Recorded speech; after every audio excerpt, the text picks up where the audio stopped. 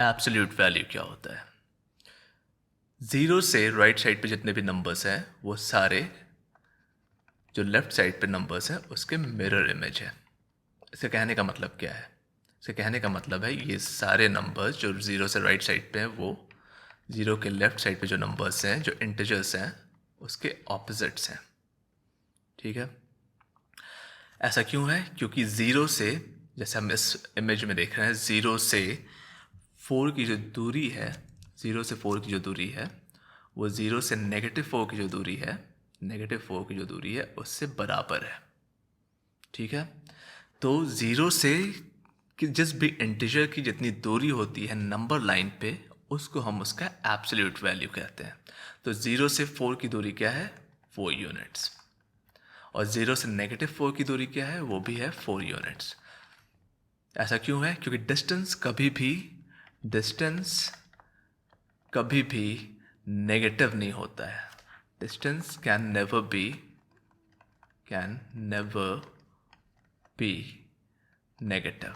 Okay, distance can never be negative, इसलिए absolute value कभी भी नेगेटिव नहीं होता है। एब्सोल्यूट वैल्यू हमेशा ग्रेटर देन और इक्वल टू ज़ीरो होता है। ज़ीरो क्यों? क्योंकि ज़ीरो की दूरी नंबर लाइन पे ज़ीरो से ज़ीरो है, तो सिर्फ ये एक इंटीजर है जिसकी एब्सोल्यूट वैल्यू ज़ीरो है। अदरवाइज वो हमेशा ग्रेटर दैन ज़ीरो होता है, मतलब वो नॉन नेगेटिव होता है। एब्सोल्यूट वैल्यू हमेशा नॉन नेगेटिव होता है। ठीक है, तो हम कुछ क्वेश्चन सॉल्व करके देखते हैं।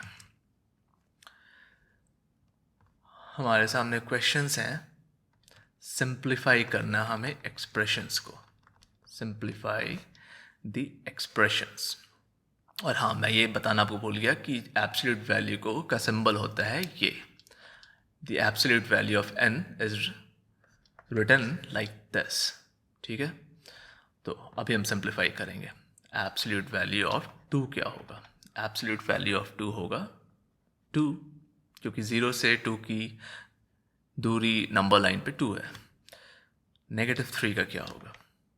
नेगेटिव थ्री का भी थ्री होगा, क्योंकि इसकी दूरी थ्री है नंबर लाइन पे ज़ीरो से। ओके, अभी इसका क्या होगा? अगर हम नेगेटिव फोर को का एब्सोल्यूट वैल्यू निकालते हैं तो वो होगा फोर, और इसके बाहर है एक नेगेटिव साइन, तो ये होगा negative four.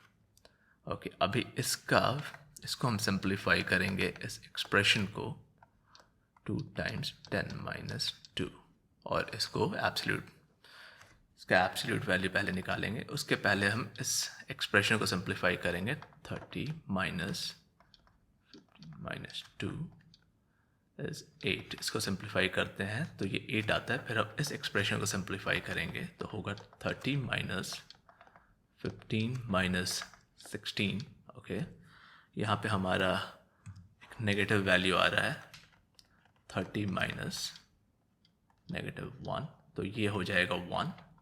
30 minus 1 is equal to 29। ठीक है, अब हम कुछ और क्वेश्चन सॉल्व कर लेते हैं। इस बार हमें दिया गया है टू इवैल्यूएट सर्टेन एक्सप्रेशंस, तो हमें इवैल्यूएट करना है x को when x is equal to negative 25।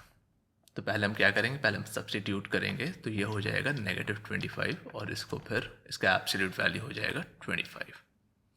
Okay, अभी हमें इवैल्यूएट करना है negative y when y is equal to negative 20। तो पहले हम सब्स्टिट्यूट करेंगे, तो ये हो जाएगा नेगेटिव 20।